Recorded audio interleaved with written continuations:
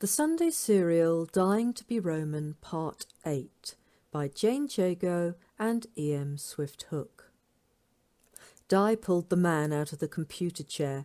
Njord might be big-boned, but he clearly was not one to keep himself much in shape. "The Domina is asking you a polite question, Torkel. I'm not quite so polite.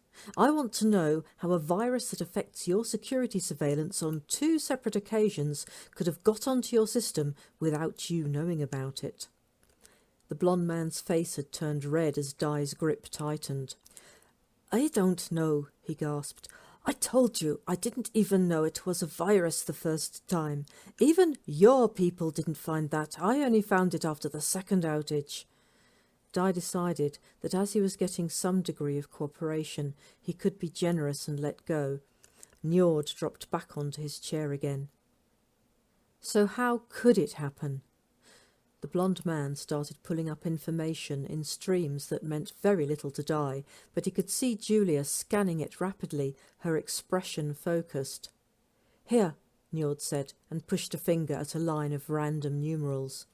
Di tried to look as though he had some idea of what it meant, but it was Julia who asked, "So where is that? Have you a plan of the arena, a schematic to show where that is geographically?" Di saw the refusal form on the blond man's lips. "Torkel," he cautioned, "I don't need to remind you to be polite to the Domina, do I?"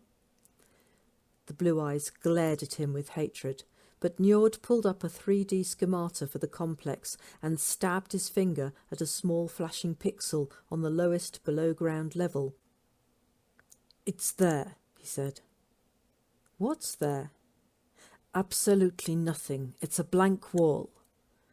"So someone uploaded this while standing in that corridor?" Di pointed to 2 clearly marked cameras even he could identify as such. "If we have the recordings from these for that time, we—" "You misunderstand. If I am right and this is the signal that did it, then it was not uploaded from somewhere beside the wall. It was uploaded from somewhere inside the wall."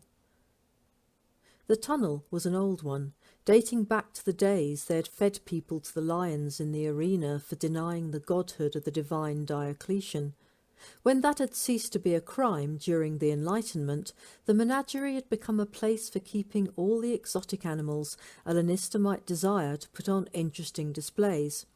But the animal fights had finally been outlawed throughout the Empire, along with slavery and discrimination on grounds of race or gender, a few years before Di had been born, at which point the menagerie became a place to take your children to see the animals.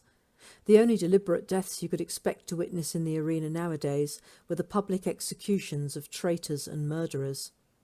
There was a popular joke that made much of the fact it was easier to get yourself accused of treason than murder. Even if you killed someone in front of witnesses, you could get away with your life. But the slightest hint you might be involved in any anti-Roman activities, and you would be arrested, tried, and executed within the week. That was the usual job of the men Decimus had allocated to work with Julia and Di, uncovering and arresting potential anti-Roman agitators, and Di found it gave him an uncomfortable feeling between his shoulder blades every time he turned his back on them. But it was their technology and their brawn which first found and then broke into the tunnel behind the wall and tracked along it in one direction to a manhole cover on the edge of the arena's playing field, and in the other to the menagerie. At the menagerie end, it finished in a solid metal door. Whilst the Praetorians sent out for the appropriate equipment to break through, Di and Julia left them to it and headed to the menagerie overground.